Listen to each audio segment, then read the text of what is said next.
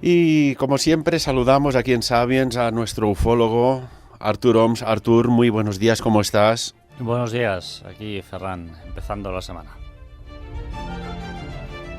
¿Con luz? Siempre. Mucha luz. Y también saludamos a Paco Valverde. Paco, hola, muy buenos días. Hola, buenos días, ¿qué tal?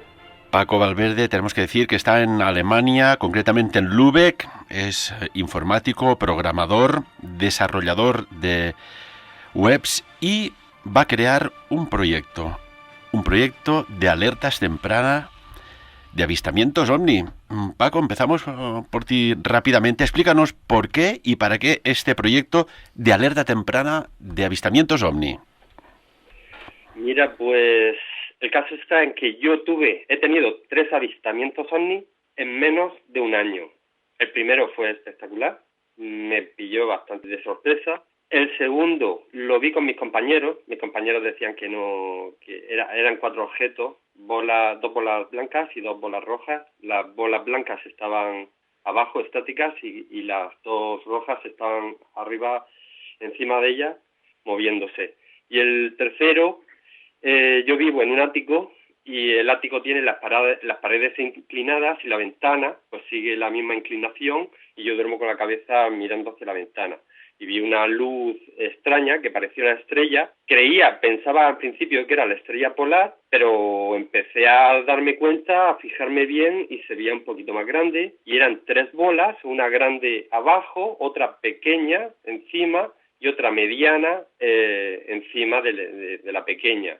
O sea, hacían como una especie de muñeco de nieve. Y entonces, pues fue con este último avistamiento con el que empecé a hablar con la gente, sobre todo en el curso en donde estoy, y les dije, oye, mira, que he visto un ovni. Y ellos me tomaron, por el pito del sereno, no me hacían caso, no me creían, ¿no? Y en ese avistamiento también lo que hice fue lanzar un tuit en Twitter, pero nadie me contestó, no podía decírselo a nadie. Y fiarse de lo que yo decía, pues como que la gente no se lo cree con la cantidad de avistamientos que han sucedido a través de la historia. Entonces, busqué por internet páginas web donde se pudiera hacer alertas tempranas de ovnis para confirmar con otra gente que lo que estaban viendo o lo que se está viendo es un ovni, pero como no encontré ninguna página web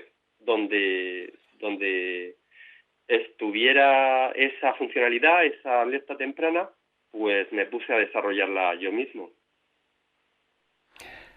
Artur, ¿cómo ves la iniciativa de un punto de referencia donde las personas, incluso creo que debe ser, Paco, de forma anónima, puedan subir un vídeo, puedan poner unas fotografías y la ubicación de un avistamiento, podríamos decir, anómalo? Bueno, yo hace muchos años que sigo la web de MUFON y ya tiene todos estos temas activados desde hace muchísimos años. De hecho, incluso tú puedes adjuntar vídeos, puedes adjuntar fotografías, puedes adjuntar bastantes tipos diferentes de documentación, con lo cual incluso tienes un mapa interactivo en el cual puedes ver las zonas donde se están produciendo los avistamientos prácticamente online. O sea, es una web que está muy bien hecha, ¿eh? Hay la de NUFORC también, National UFO Reporting Center, que también es una web muy reconocida, que también efectúa este tipo de avistamientos. No tempranos, sino online. En el mismo momento en el que se producen, tú puedes reportar el avistamiento. Y también UFO Alert. También tienes muchísimas webs norteamericanas donde se pueden realizar este tipo de avistamientos. Claro está que estas webs acotan más todo lo que es Norteamérica y mayoritariamente los Estados Unidos de América. Entonces, bueno, es cierto que ahí en esas webs, en MUFON, es más difícil ver alertas sobre avistamientos OVNI en Europa porque están más acotadas o relegadas a Norteamérica. Pero bueno, también puedes realizar un avistamiento.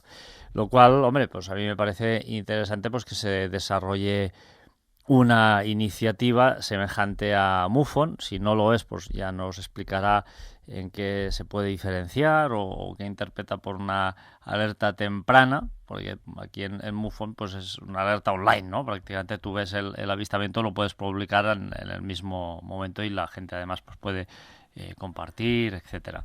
Sí que es cierto pues que, como decíamos, queda más relegado a Estados Unidos de América, con lo cual pues bueno, una iniciativa que quizá pueda englobar lo que son los avistamientos en Europa, pues ¿por qué no? Pues estaría interesante. Paco, como decía Artur, ¿qué se centra más en Europa o a nivel global? A nivel global. Yo vi varias webs, ¿vale? Tendré que ver las que dice Artur, ¿ok? Pero, por ejemplo, ufoalert.com y otra que vi, tú alertas, pero como no te avisan inmediatamente de otros, o no tienes para que tú te apuntes, tú te registres y te lleguen alertas. ¿Qué quieres decir? Que te llega un mensaje conforme alguien ha visto algo y tú, como suscriptor, ya recibes la alerta. Exactamente. Yo en mi página web, o sea, ya está funcionando, bueno, está todavía en construcción, pero las funcionalidades principales están hechas. ¿Se puede visitar ya? Sí, ufo-alert.com. Entonces, en esta página, lo que tienes al final, en el footer, es un link al enlace de Twitter, al Twitter de UFOAlert, otro enlace al grupo de Telegram y otro enlace para enviar un contacto, un email a la página web, ¿no? Entonces, lo primero que sale en la página web que estoy desarrollando es un formulario rápido con los datos básicos para captar el momento, el avistamiento.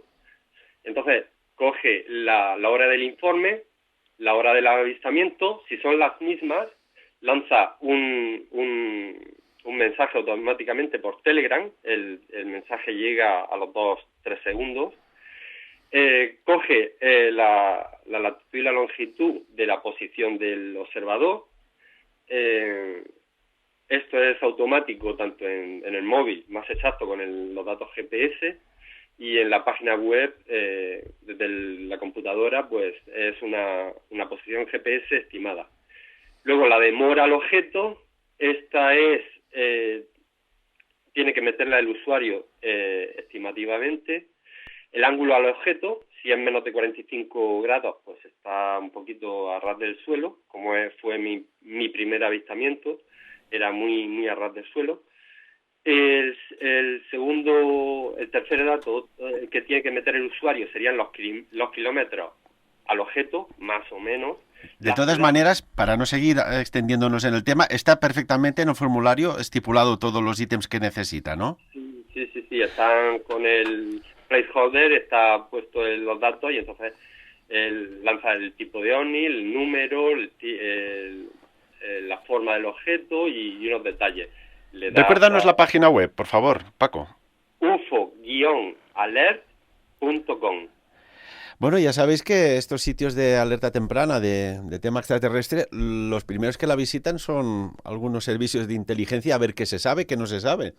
Y mira, ahora, Paco, que estás en Alemania, en Lübeck, precisamente el mes pasado, en mayo, exactamente era el día 10 de mayo, que sobre el cielo de Alemania no trascendió a la información en general, como siempre. Esperemos algún día esto que sea más normal. Un Airbus 321 de la compañía Turkish Airlines,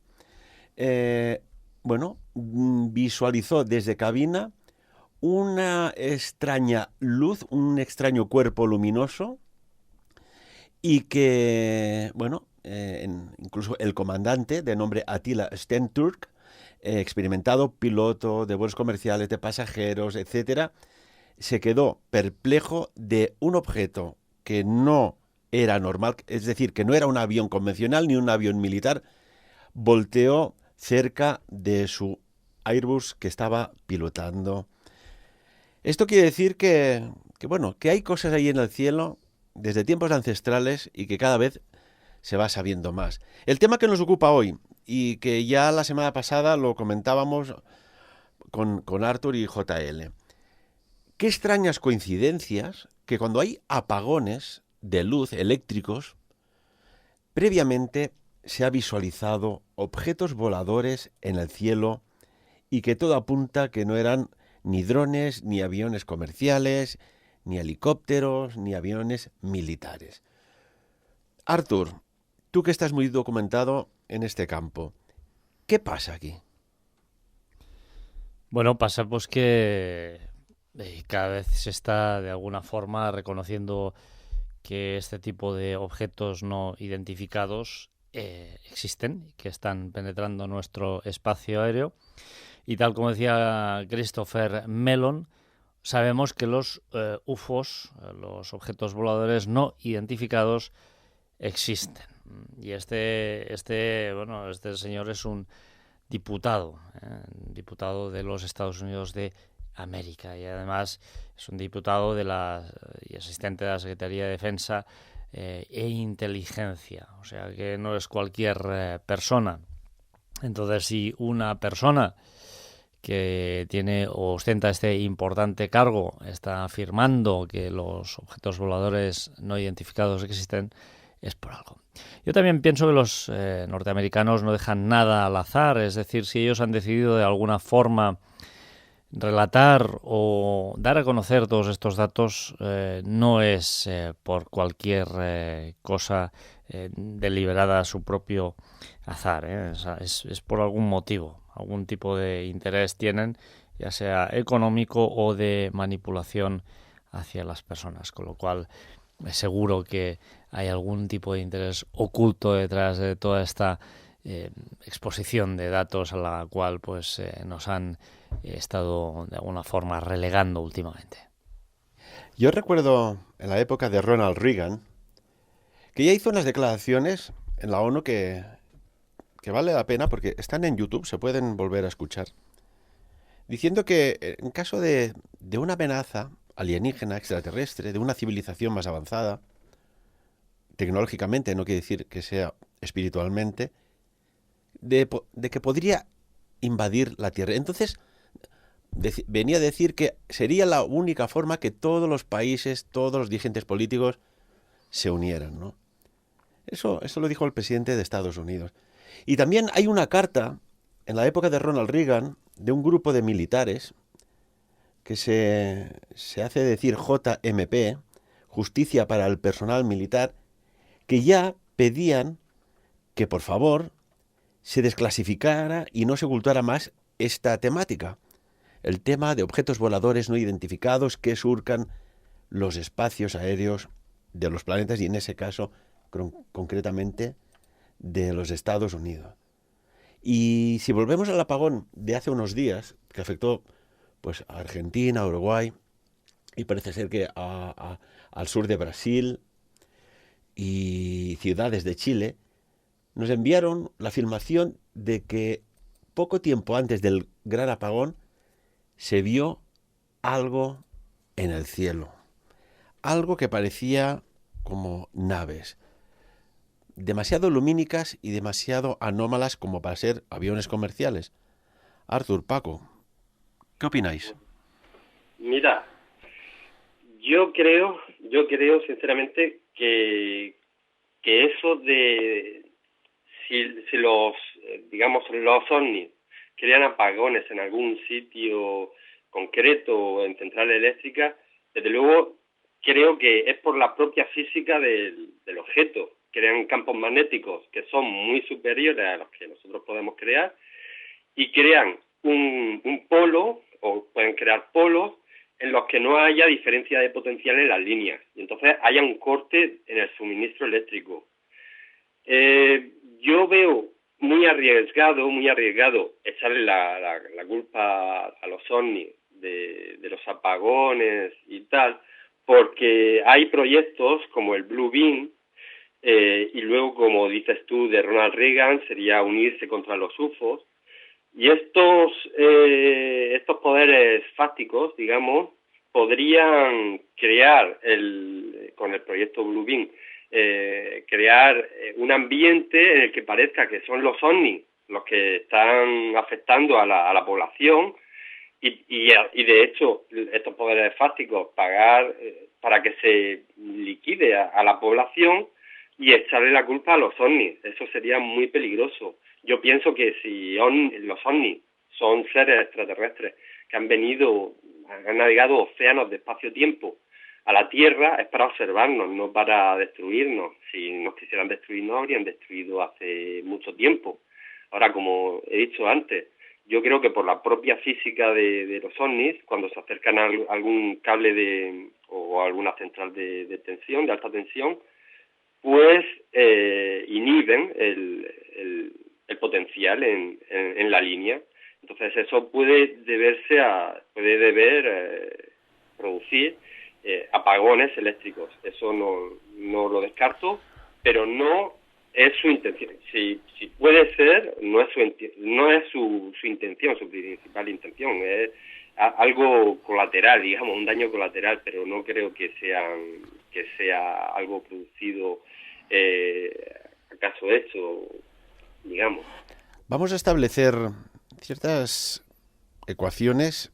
Vamos a ver si encontramos respuestas. Apagones y previamente visualización de objetos voladores no identificados y, por tanto, cuando es así, no hay una explicación oficial. Artur, tú que estás muy documentado, ¿hay casos documentados que den esta pista? Es decir, ¿ha habido la presencia de unos objetos voladores no identificados, unos UFOs, tripulados o no, por seres biológicos, EVEs, entidades biológicas extraterrestres o no, o ya son robots? Vamos a crear un contexto primero, Ferran. Vamos a crear un contexto para poner en situación a los oyentes de Sapiens. Vamos a dar pistas. Vamos a entregar una serie de datos. Bien. Mira, en la Tierra viven seres humanos, viven animales, convivimos, no vivimos, sino convivimos muchas especies. Teóricamente el ser humano es el único inteligente. Estamos hablando de seres inteligentes. Cuando hablamos de personas o de seres de otras galaxias, hablamos siempre de seres inteligentes. Los seres inteligentes son los únicos en los cuales hay seres inteligentes que son buenos y seres inteligentes que son malos. Hay el yin, hay el yang, hay la luz, hay la oscuridad, hay el bien, hay el mal. Y esto no son conceptos, son realidades. Hay personas que hacen el bien y hay asesinos en serie. Hay personas que son capaces de matar a martillazos sin ningún tipo de rubor a una persona y sin ningún tipo de alguna forma de mala conciencia. Por lo tanto, yo creo que con estos seres inteligentes que vienen de otras galaxias puede pasar exactamente lo mismo. Seguro que hay seres que pueden llegar de otras galaxias dispuestos a hacer el bien y a ayudar a la humanidad, y seres que pueden llegar de otras galaxias dispuestos a hacer el mal y a destruir la humanidad. O quizá no destruirla, pero sí, muy posiblemente, tomar muchos de sus recursos. Y os voy a relatar un caso muy increíble, pero que este señor lo expuso públicamente. Nos vamos a Ashland, a Nebraska, concretamente al año 1967. Y ahí un oficial de patrulla, Herbert Schirmer, estaba con su vehículo patrullando a altas horas de la noche y esto que se asoma por la ventanilla de su coche patrulla, y este hombre relata que vio una nave espacial que se situó encima de un cable de alta tensión. Este hombre continúa mirando por la ventana, continúa mirando el objeto volador que se sitúa encima de esta línea de alta tensión y ve un fogonazo muy breve, le explica que fue un fogonazo muy breve, justo cuando esta nave incrusta una especie de sonda de sonda en la línea de alta tensión. Parece como que si aquella nave se alimentara de esta electricidad. Y fíjate, Ferran, que hay una cosa muy curiosa y que ha pasado más de una vez. Por ejemplo, en Chernóbil se avistaron extraños objetos encima de la central nuclear. Es como que si aquellos objetos estuvieran aprovechando toda esa energía radioactiva que salía de la central nuclear y de alguna forma la estuvieran almacenando. Eso también nos fue bien a nosotros, porque evidentemente lo que significó es que si esta energía nuclear que ellos de alguna forma absorbieron, esta energía nuclear altamente negativa para el ser humano, pues esto evitó que esta energía nuclear también se repandiera en una gran mayor medida. Por lo tanto, sí que existe una relación entre objetos voladores no identificados y grandes apagones de luz.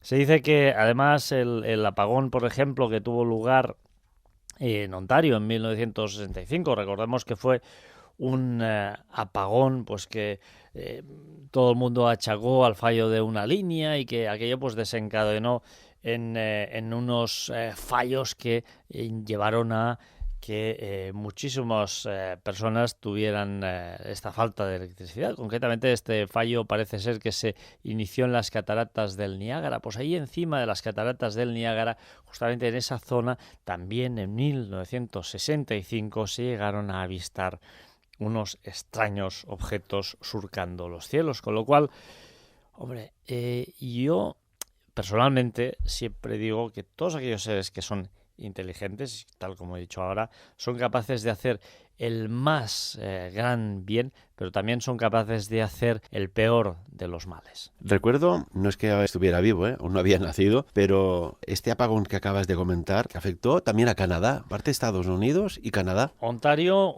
y Quebec, y fueron más de 30 millones de personas que estuvieron durante, yo creo que fueron unas 13 horas sin luz, creo recordar, si mis anotaciones no son incorrectas. Que aparte se puso en estado de emergencia los aeropuertos de LaGuardia, Kennedy en Nueva York. Pero lo más curioso de esto es que si es un error humano, se depuran responsabilidades, como siempre. Si es un fallo técnico, pues ha habido una caída de tensión, se ha estropeado una torre, lo que sea. Pero cuando no se dice nada, cuando no se da una explicación oficial, desde las fuentes oficiales, sobre esta cuestión, ¿qué tenemos que pensar? Paco, Artur. Bueno, si os referís, por ejemplo, al último apagón en Argentina, lo que se está diciendo por allí, por lo menos lo que me ha dicho a mí un amigo, un conocido de Paraguay, es que en la represa de Citeratá, me parece que se llama, hubo un fallo en una turbina a causa de la tormenta, de una gran tormenta que había. Y bueno, las tormentas también crean campos energéticos y también pueden producir ese colapso, digamos, en los polos, porque para que haya un flujo de corriente debe de haber un diferencial de potencial. Entonces, si no lo hay, en este caso por la tormenta eléctrica, pues se para. La gente, esa es la teoría oficial. Ahora, si hay grabaciones de platillos volantes, de ovnis, de tal, pues no lo sé, no sé exactamente, pero bueno, el apagón no duró tampoco más de 4 horas. Es un problema. Además, estaban de elecciones, me parece, y en Argentina. Y bueno, y hubiera sido un problema si hubiera sido a última hora en el recuento, envío de datos telemáticamente y tal, pero fue a primera hora. Entonces, yo creo que en ese caso es muy probable que fuera lo que dices, por la gran tormenta. Ahora, lo que estabais diciendo del caso de 1965, sí es cierto que hubieron unas luces antes del apagón, no había tormenta, no había ningún efecto meteorológico, entonces podrían ser los ovnis los que hubieran producido ese apagón. Pero ¿con qué motivo? ¿Cuál era qué le inducía a los ovnis, digamos, a absorber esa energía? En ese caso, pues no creo que los ovnis funcionen con batería. Entonces no creo que vayan a cargar su fuente de alimentación para moverse con una central eléctrica. De hecho, en la década de los 40 y parte de los 50 se estrellaron muchos objetos voladores no identificados, uno como el de Nuevo México, en 1947, y fue porque su rumbo de navegación, sus mecanismos fueron alterados por sistemas, podríamos decir, de radares. Esto es una realidad. Y, por ejemplo, en el corte de luz que hubo en Venezuela, el señor Freeman Rodríguez, que regresaba a su casa desde La Puerta, en el estado venezolano de Trujillo, grabó con su móvil un momento que se vieron como una especie de luces y una más destacada aterrizando a una velocidad impactante, según sus palabras. Y estos cortes de energía eléctrica que azotan a Venezuela, pues por un lado pueden ser lo que sea, pero en este caso parece ser que el del 16 de febrero se vio algo antes del apagón, ¿no? Y decía el señor Rodríguez que al principio no presté mucha atención porque pensé que era un reflejo del sol, pero de repente me di cuenta de que el sol estaba a la izquierda y mucho más abajo. Inmediatamente la luz comenzó a moverse en un patrón de zig-zag, zig-zag. Llamó a su primo que estaba durmiendo y le dijo que grabara. Él comenzó a grabar mientras yo tomaba las fotos. Dice Rodríguez, me sentí feliz de grabarlo y continuar.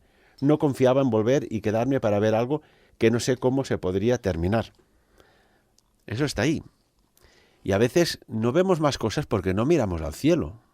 Y sobre todo en la noche, que nos lo brinda más fácil y nos lo pone más fácil ver, pues bueno, que se pueden ver hoy día desde satélites espaciales, aviones u otros objetos voladores, Artur.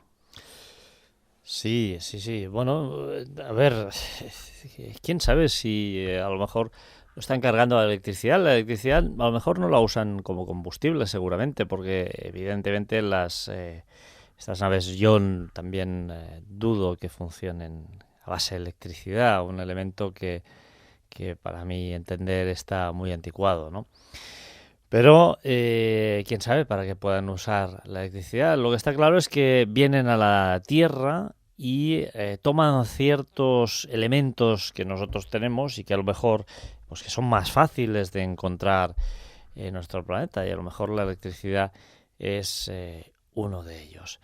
En 1965, el 3 de diciembre, en Ciudad Juárez, en México, y en muchas de las grandes urbes del sureste, también estadounidense, como decíamos, hubo una serie de apagones inesperados. Y ahí El mismo año que sucedió el de Ontario, sí, exactamente. Ontario. Entonces, ahí, en esos apagones, muchísimos son los testigos que vieron unas esferas muy brillantes en el cielo. Entonces, claro, uno a partir de aquí puede también elucubrar muchas cosas. También puede ser que estas esferas sean producto de estos cortocircuitos, recordemos que son líneas de muy alta tensión y que pueden generar ciertos efectos que pueden ser o pueden llegar a ser visibles.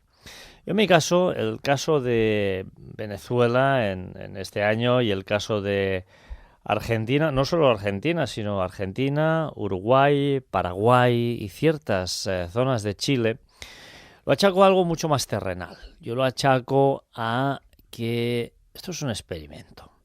Es un experimento de algunas fases muy negruzcas de los gobiernos, que lo que han dicho es, bueno, vamos a ver qué pasa si golpeamos grandes ciudades y los dejamos sin electricidad. ¿Qué es lo que pasaría? Vamos a hacer un experimento porque, Ferran, lo que hay que tener muy claro es que en 1859 no había electricidad. O sea, la electricidad era algo que no existía. O sea, se empezaba a diseñar, se empezaban a tener algo de tecnología, pero no existía.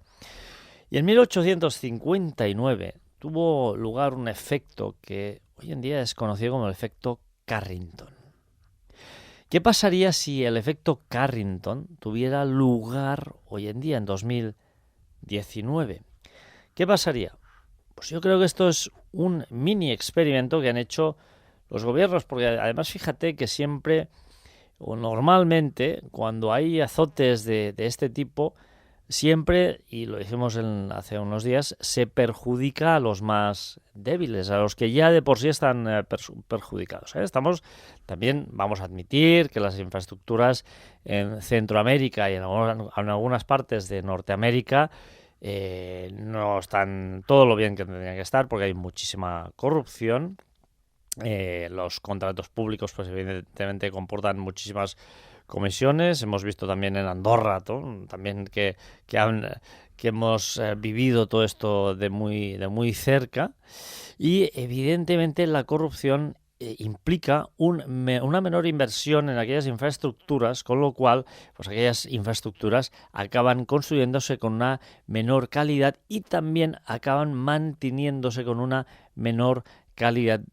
¿Por qué? Pues porque hay corrupción, simplemente.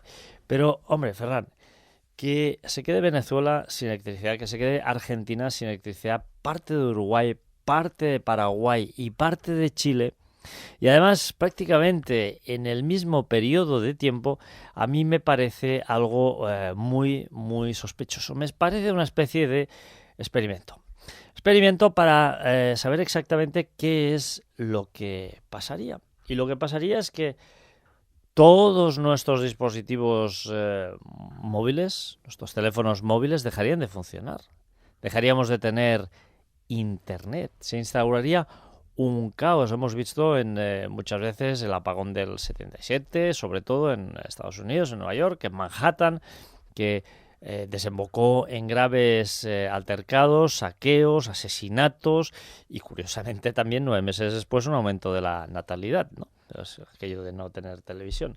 Pero hoy en día estamos hablando de que prácticamente todo está computerizado y funciona con electricidad. Incluso el tráfico, el hecho de poder abrir el grifo y que te salga agua, porque todas estas compuertas pues también están computerizadas, como decíamos, el internet, y algo muy importante, nuestros datos privados que están almacenados en grandes servidores, es muy posible que se perdieran. También tenemos que recordar que podría aumentar el nombre de muertes. De hecho, se puede establecer una correlación muy directa entre los apagones y el aumento de los decesos, en los hospitales, por ejemplo. ¿Por qué? Pues muy sencillo, Ferran, porque si tú necesitas realizar una diálisis y no puedes porque no van las máquinas, tienes una ventana de tiempo para realizar esta limpieza de tu sangre. A partir de ahí tu sangre se contamina y es muy posible que mueras.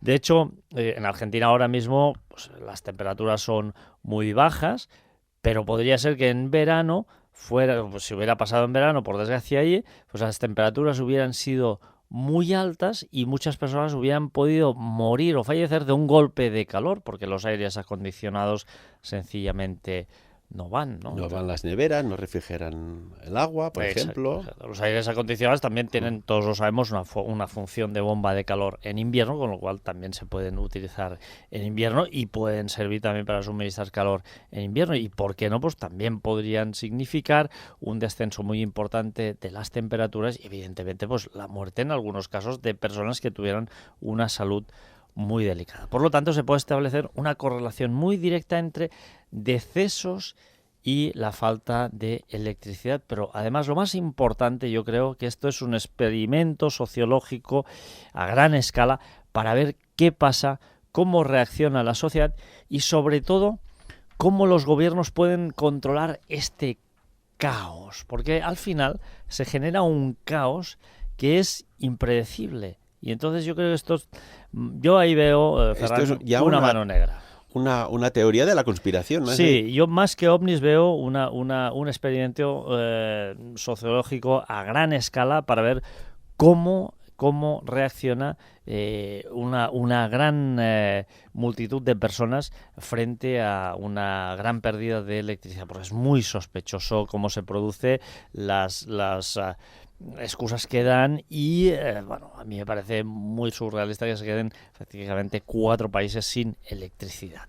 De hecho, la aparición de extrañas luces en el cielo, esto ya viene documentado y me has hecho recordar, Artur, muy bien, en 1859, cuando pues lo que había en aquel momento de tecnología, que eran los telégrafos, hubo una eyección de masa coronal, una tormenta solar, y ha sido hasta ahora la más grave de la historia, si me equivoco que me corrijan, que fundió todos los telégrafos del planeta Tierra. Incluso en Cuba, capitanes de barco registraron en sus cuadernos de bitácora la aparición de luces cobrizas cerca del cenit, ¿no? Que esto bien podría ser el resultante de la ECM, de esa especie de aurora boreal. Extrañas coincidencias. Entonces, ¿cómo podremos, dado el caso, ¿no?, de discernir si es una tormenta solar que nos quedemos sin luz? 2, que es resultante de unos objetos voladores que causan una interferencia y, pues, de alguna manera afectan a la red eléctrica. O 3, el misterioso y siniestro proyecto Bluebeam, un falso ataque alienígena, un falso ataque extraterrestre a la Tierra. ¿Cómo discernir, Paco, de estos 3 elementos? Mira, yo no soy muy conspiranoico, o sí, no lo sé, pero yo estoy más con Artur Oms.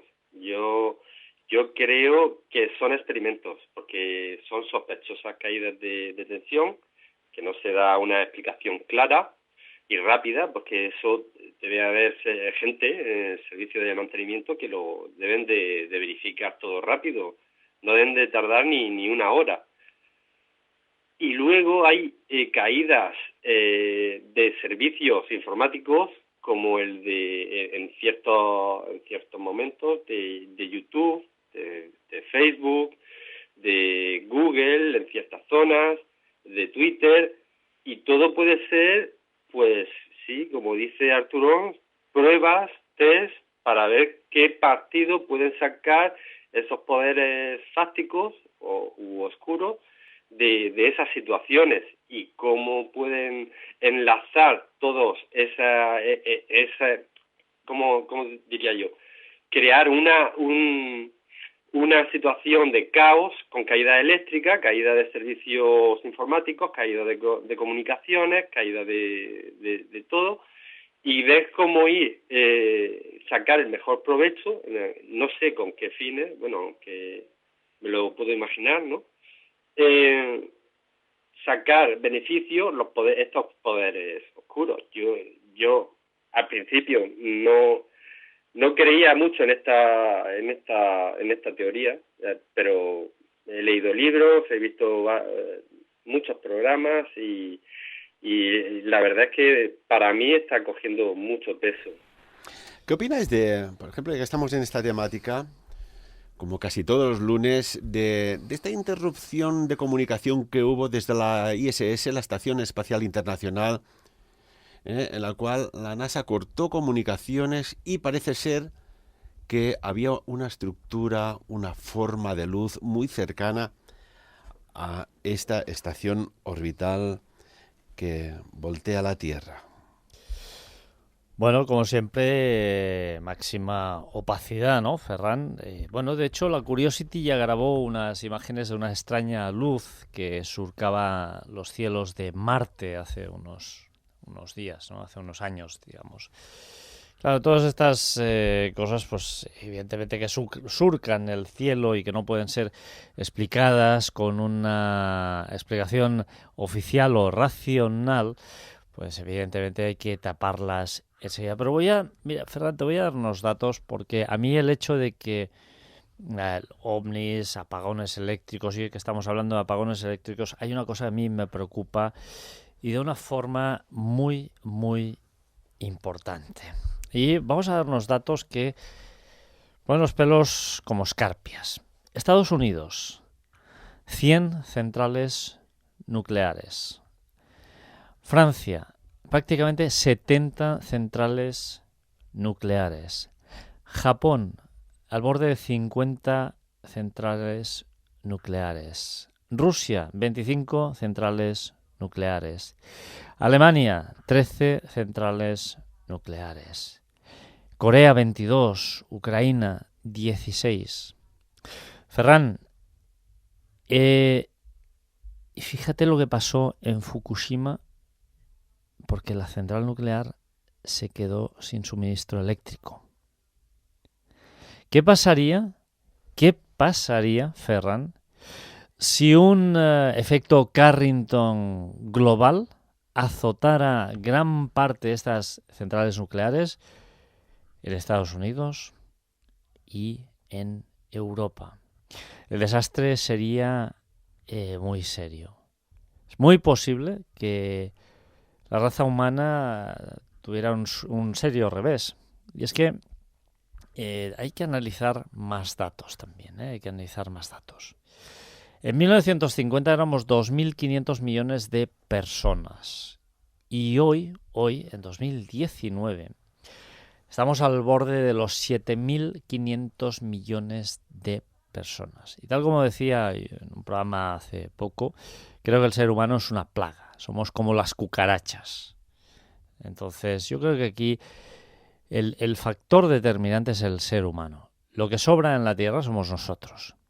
Y, Ferran, las grandes élites esto lo han comprendido. Y creo que la población mundial tiene que rebajarse de una manera o de otra, porque somos una plaga. Somos exactamente eso, una plaga. Lo cual, a mí no me extrañaría nada que todos estos experimentos de electricidad, de dejar personas sin electricidad, todas estas cuestiones de centrales nucleares, etcétera, etcétera, fueron un poco por aquí, reducir la población mundial. Y estamos ante algo muy, muy preocupante y muy inquietante, porque cada vez los científicos están alertando de que un efecto Carrington es muy posible. Además son efectos que son cíclicos, con lo cual podríamos estar cerca nuevamente de una reproducción de ese efecto Carrington que ya dejó sin telégrafos a muchas zonas y que afectó pues, Estados Unidos, que afectó Canadá, que afectó muchísimas zonas. Pero hoy en día tenemos centrales nucleares. Y si estas barras no se enfrían, esto es unas explosiones tremendas y puede llegar a, de alguna forma, afectar, yo diría que gran parte del globo terráqueo. Artur, que tú sabes también, y salieron imágenes de personas independientes que estaban cercanas y filmaron de que antes de que hubiese el desastre de Chernóbil, no de Chernóbil, de Fukushima, se vio un objeto luminoso en el cielo, igual que sucedió antes de los atentados del 11S. Había allá una esfera lumínica. Y me gustaría, que ahora me lo han pedido una persona vía WhatsApp, de que mencionemos lo que se ha descubierto en la Luna, que hay una teoría de antiguos astronautas, teoría de la conspiración, díganle como quieran, de que la Luna es un satélite artificial. Y curiosamente, recientemente, valga la redundancia, se ha descubierto una misteriosa estructura metálica, atención, de 300 kilómetros en la Luna. Repito, 300 kilómetros en la Luna. Y esto lo ha descubierto un equipo de la Universidad Baylor en Texas.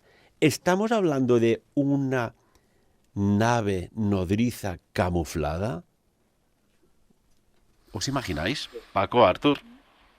Pues Lo que está claro es que hay una estructura metálica camuflada.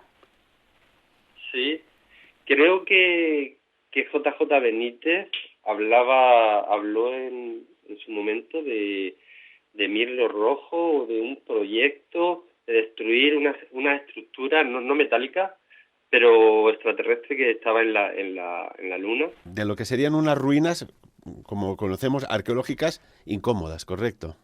Sí.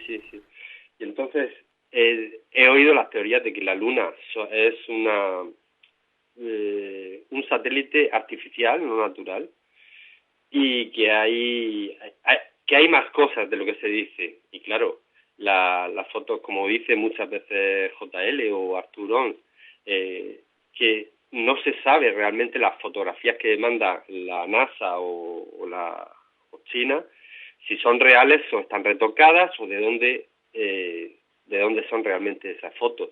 Entonces, no sabía eso de la noticia de la estructura metálica, pero vamos, ¿cómo te lo diría yo?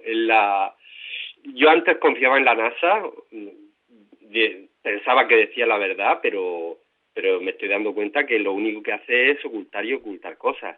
Y como has empezado antes diciendo que en la ISS, cuando ven algo extraño, ¡bum!, cortan cámara. Y de hecho, quiero recordar que hubo un corte en los radiotelescopios que estaban observando el Sol, porque decían, la versión oficial era de que se estaban transmitiendo datos de pedofilia por la red de telescopios. Lo que se decía la gente, lo que decían el resto, era de que habían avistamientos ovnis en el Sol. Entonces, parece, y todo indica, va en ese camino, creo que se le está cayendo ya la careta a los poderes, a la NASA. No puede ocultar muchas más cosas porque ya hay telescopios, incluso de aficionados muy potentes, que observan la Luna, observan el espacio. Hay mucho tráfico de datos, ya de la gente, no con organismos oficiales, y entonces van a salir cosas, están saliendo cosas y van a salir más, y ya no van a poder esconder sus mentiras bajo la alfombra. Ni bajo la alfombra, Paco y Artur, ni bajo el mar. Recordemos que se descubrió una nave en el fondo del mar Báltico, y ahora tú cógete un velero e intenta navegar por la parte en vertical de donde se descubrió. Se descubrió, bajaron unos buzos incluso, y ahora es una zona que tiene un cerco militar. Extraño todo esto. Artur, Paco, tenemos ya un minuto de programa. ¿Algún apunte más?